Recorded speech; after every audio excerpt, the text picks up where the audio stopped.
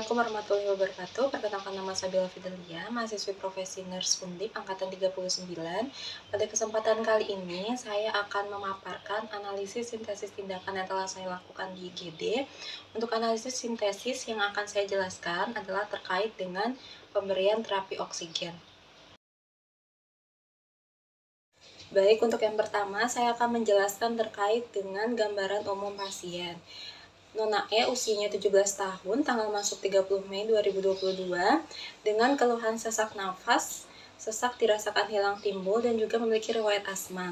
Dan juga pasien mengatakan pingsan 15 menit sebelum ke rumah sakit, mengeluh lemas karena mual, muntah, dan akibat mabuk perjalanan.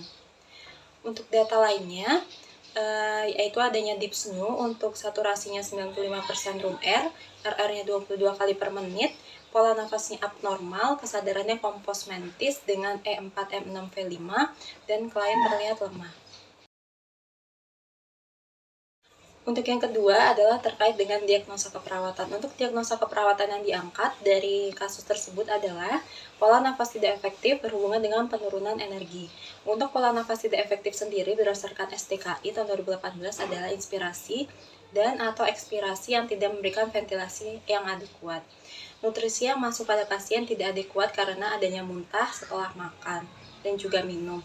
Nutrisi yang tidak adekuat tersebut dapat menyebabkan penurunan energi dan juga kelemahan.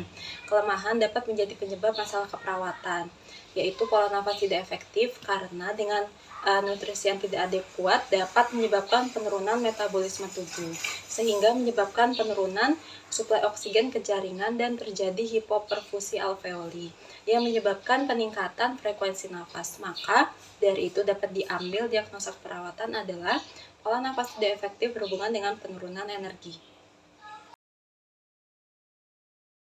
Selanjutnya yang ketiga adalah tindakan keperawatan. Untuk intervensi keperawatan yang digunakan untuk mengatasi masalah pola nafas tidak efektif berhubungan dengan penurunan energi pada pasien tersebut adalah dengan memberikan terapi oksigen dengan nasal kanul sebanyak 3 liter per menit.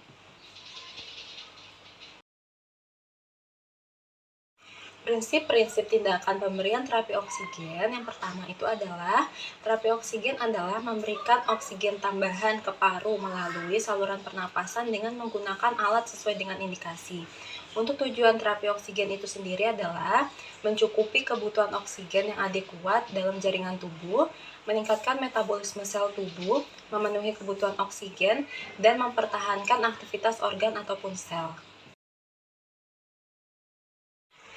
Selanjutnya adalah indikasi pemberian terapi oksigen. Untuk indikasi berdasarkan AHA tahun 2010, untuk indikasi pemberian terapi oksigen yang pertama adalah saturasi kurang dari 94%, sesak nafas, terdapat gejala breathlessness, tanda heart failure, shock hipoksia, distres pernapasan, dan pasien yang mengalami gangguan pernapasan seperti asma, PPOK, atau penyakit paru lainnya. Selanjutnya, untuk kontraindikasi pemberian terapi oksigen dengan nasal kanul khususnya, yaitu adanya sumbatan jalan nafas, baik karena trauma hidung, penggunaan tampon hidung, atau akibat adanya inflamasi ataupun infeksi. Selanjutnya adalah metode terapi oksigen. Untuk metodenya terdapat beberapa menggunakan alat-alat yang berbeda sesuai dengan indikasi pasien. Yang pertama adalah dengan menggunakan nasal kanul atau kateter nasal. Untuk nasal kanul sendiri merupakan suatu alat sederhana untuk memberikan oksigen secara kontinu kepada pasien dengan aliran yang kecil, yaitu 1-5 liter per menit dengan konsentrasi oksigen 24% sampai 44%. Untuk indikasi dari pemberian nasal kanul ini, yang pertama itu adalah pada pasien yang dapat bernafas dengan spontan tetapi masih membutuhkan alat bantu nasal kanula untuk memenuhi kebutuhan oksigenasinya. Sedangkan untuk kontraindikasinya adalah pada pasien dengan obstruksi nasal, apneu, fraktur dasar tengkorak kepala, dan trauma maxillofacial. Untuk yang kedua, itu adalah dengan menggunakan simple mask atau sungkup muka sederhana. Untuk simple mask ini sendiri merupakan alat pemberian oksigen jangka pendek, kontinu atau selang-seling. Untuk alirannya sendiri yaitu 5-5 8 liter per menit dengan konsentrasi oksigen 40% sampai 60%. Untuk indikasinya yaitu pada pasien dengan kondisi seperti nyeri dada, baik karena serangan jantung ataupun penyebab lainnya. Sedangkan untuk kontraindikasinya, yaitu pasien dengan retensi karbon dioksida karena akan memperburuk retensi. Baik, yang selanjutnya, yang ketiga itu adalah rebreathing mask. Untuk rebreathing mask ini sendiri adalah teknik pemberian oksigen dengan aliran yang tinggi, yaitu 6-15 liter per menit dengan konsentrasi oksigen adalah 35% sampai 60%, dan bertujuan untuk meningkatkan nilai PaCO2. Untuk indikasinya yaitu adalah pasien dengan kadar tekanan CO2 yang rendah, dan untuk kontraindikasinya itu adalah pasien dengan retensi CO2 karena akan memperburuk retensi. Untuk metode yang selanjutnya, yaitu metode yang keempat adalah dengan menggunakan non-rebreathing mask, yaitu teknik pemberian oksigen dengan konsentrasi yang tinggi mencapai 90% kadar oksigen dan aliran 6-15 liter per menit. Untuk prinsip penggunaan NRM ini adalah udara tidak bercampur dengan udara yang diekspirasi. Untuk indikasinya yaitu pasien dengan kadar tekanan CO2 yang tinggi, yaitu pada pasien COPD, pasien dengan status pernafasan yang tidak stabil, dan pasien yang memerlukan intubasi. Untuk kontraindikasinya adalah pada pasien dengan retensi CO2 karena dapat memperburuk hal tersebut. Selanjutnya adalah terkait dengan standar operasional prosedur atau SOP dalam penggunaan terapi oksigen. Yang pertama adalah menyiapkan alat dan juga bahan yang diperlukan. Untuk alat dan bahan yang diperlukan, yang pertama itu adalah tabung oksigen lengkap dengan manometer. Yang kedua adalah pengukuran aliran flow meter atau humidifier. Yang ketiga itu adalah nasal kanul, simple mask ataupun jenis terapi oksigen lainnya sesuai dengan indikasi. Yang keempat adalah selang oksigen, dan yang terakhir itu plester atau pita atau pin untuk memfiksasi terapi oksigen yang diberikan.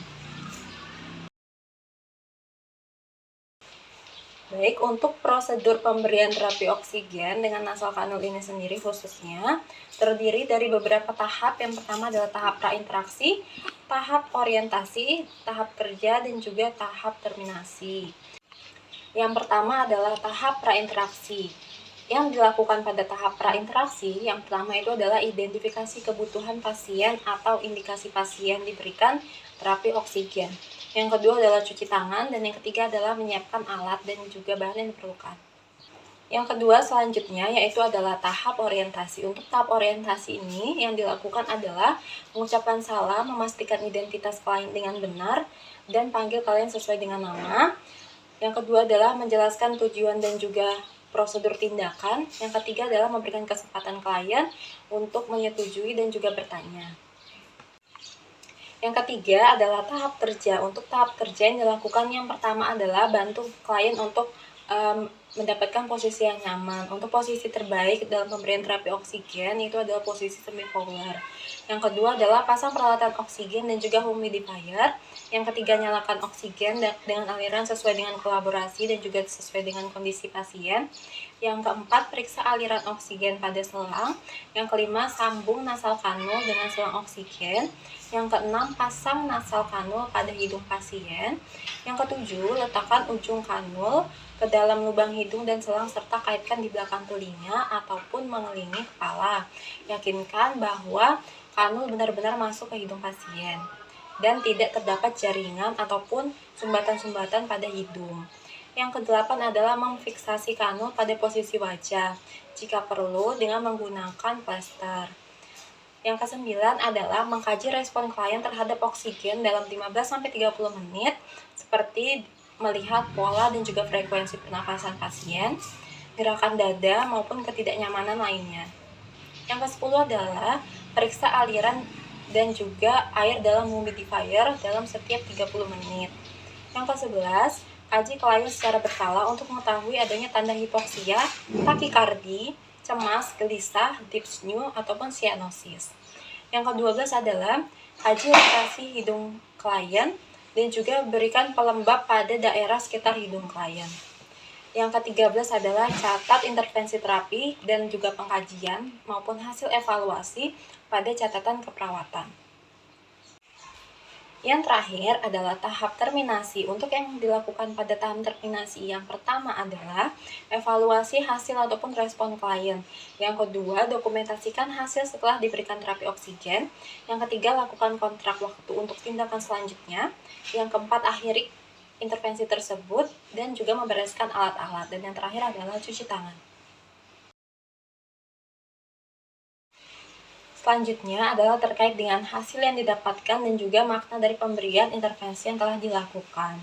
Untuk hasil yang telah didapatkan setelah pemberian terapi oksigen yang diberikan kepada pasien dengan dosis 3 liter per menit dengan metode nasal kanul selama kurang lebih 2 jam. Setelah diberikan terapi oksigen tersebut, dilakukan observasi kembali untuk melakukan evaluasi efektivitas terapi yang telah diberikan. Untuk hasil observasi yang telah didapatkan dengan pemberian terapi oksigen, yaitu RR-nya menjadi menurun dan normal, yaitu 14 kali per menit dengan saturasi oksigen 99%, dan klien mengatakan sesak nafasnya berkurang. Tindakan keperawatan lain yang dapat dikolaborasikan dengan pemberian terapi oksigen yaitu adalah pengaturan posisi, yaitu posisi semifoular. Posisi yang paling efektif bagi penderita sesak nafas yaitu posisi semifoular dengan derajat ketinggian 30 derajat sampai 45 derajat. Tujuan dari tindakan pemberian posisi semifoular saat pemberian terapi oksigen pada pasien yaitu adalah mengurangi sesak nafas karena dapat menurunkan konsumsi O2 dan juga ekspansi paru yang maksimal pada saat diterapkan posisi semifoular serta dapat mempertahankan kenyamanan pada pasien. Pada posisi semifoular ini menunjukkan peningkatan posisi badan condong ke depan dapat meningkatkan fungsi ventilasi paru. Peningkatan ventilasi paru dapat disebabkan oleh posisi badan yang condong ke depan dan juga ke atas yang dapat mempengaruhi organ abdominal untuk tidak menekan diafragma sesuai dengan tingkat posisi pada pasien. Selain dengan pemberian posisi semifoular 35-40 derajat, yaitu dapat dilakukan juga tindakan diafragmatic breathing exercise, yaitu yang bertujuan untuk meningkatkan efektivitas pernafasan dengan menggunakan otot pernafasan diafragma dan khususnya pada pasien yang asma, dan teknik pernapasan ini dapat mencegah terjebaknya udara dalam paru dikarenakan adanya obstruksi jalan nafas. Melatih otot-otot pernafasan dengan diaphragmatic breathing exercise ini akan meningkatkan fungsi otot saat respirasi. Masalah gangguan pernafasan akan berkurang, dapat meningkatkan toleransi terhadap aktivitas, serta dapat menurunkan gejala dyspnea. Hal tersebut juga dapat meningkatkan perfusi dan juga perbaikan kinerja alveoli untuk mengefektifkan difusi oksigen dan akan meningkatkan kadar O2 dalam paru dan terjadi peningkatan pada saturasi oksigen setelah dilakukan tindakan tersebut. Baik, itu yang dapat saya sampaikan terkait dengan analisis tindakan di IGD, yaitu dengan pemberian terapi oksigen pada pasien dengan pola nafas tidak efektif. Kurang lebihnya saya mohon maaf. Wassalamualaikum warahmatullahi wabarakatuh.